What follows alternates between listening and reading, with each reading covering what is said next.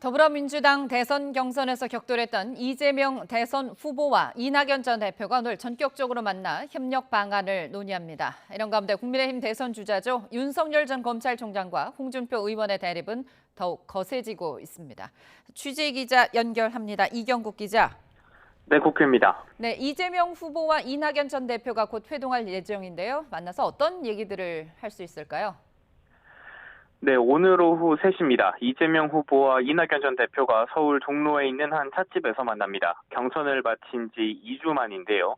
두 사람의 만남은 이 전 대표가 경선 이후 잠행에 들어가고 이재명 후보가 경기지사 자격으로 국정감사에 출석하면서 미뤄졌습니다.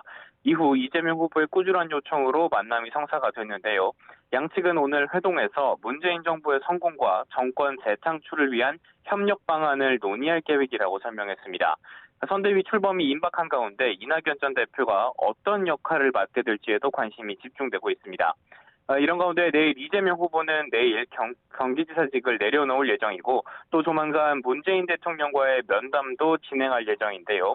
이재명 후보의 본선 행보가 본궤도에 올랐다는 분석이 나옵니다.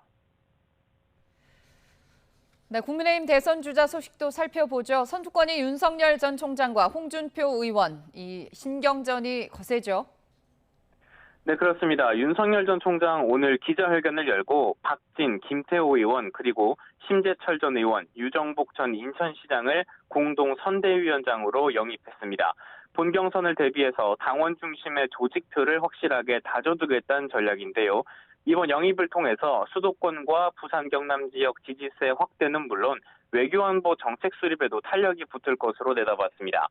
이후 윤 전 총장은 기자들과 만나서 이른바 개 사과 사진 논란에 대해서도 입장을 밝혔는데요. 부인이 개입한 거 아니냐는 의혹을 일축하면서 어떤 분은 가족이 후원 회장도 받지 않느냐고 말했습니다. 이는 홍준표 의원의 대선 예비후보 후원회를 홍 의원의 부인인 이순삼 씨가 맡은 점을 지적한 것으로 보입니다. 홍 의원은 즉각 강하게 반발했는데요.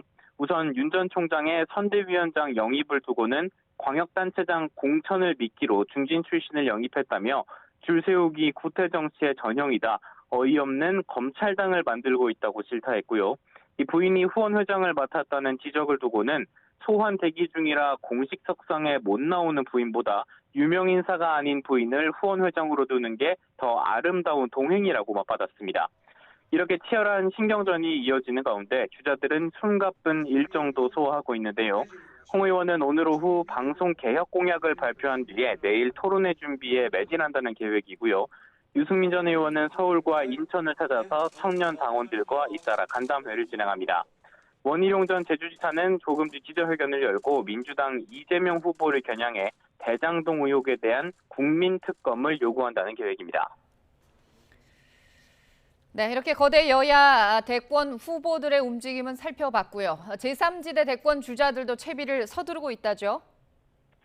네, 그렇습니다. 먼저 김동연 전 경제부총리 오늘 신당인 가칭 새로운 물결의 창당 발기인 대회를 진행합니다. 민주당 송영길 대표와 국민의힘 이준석 대표, 김종인 전 비대위원장 등 여야 정치인들이 두루 참석합니다. 오늘 대회를 마친 뒤에 창당준비위원회가 본격적으로 운영될 계획이고요. 다음 달 말 정당 설립 및 등록 절차가 진행이 되고 신당의 당 이름도 최종 확정될 것으로 보입니다. 이런 가운데 정의당 심상정 대선 후보도 고 노무현 전 대통령 묘역과 국립 3.15 민주묘지에 참배하는 등 본격적인 대선 행보를 이어가고 있습니다. 국민의당 안철수 대표의 출마 선언도 임박했다는 분석이 나오는데요. 실제 국민의당은 당내 대선 기획단을 꾸리는 등 본격적인 대선 준비 작업에 착수한 상태입니다. 거대 양당 대결 구도 속에서 제3지대 주자들의 행보 역시 커다란 변수가 될 것으로 보입니다. 지금까지 국회에서 전해드렸습니다.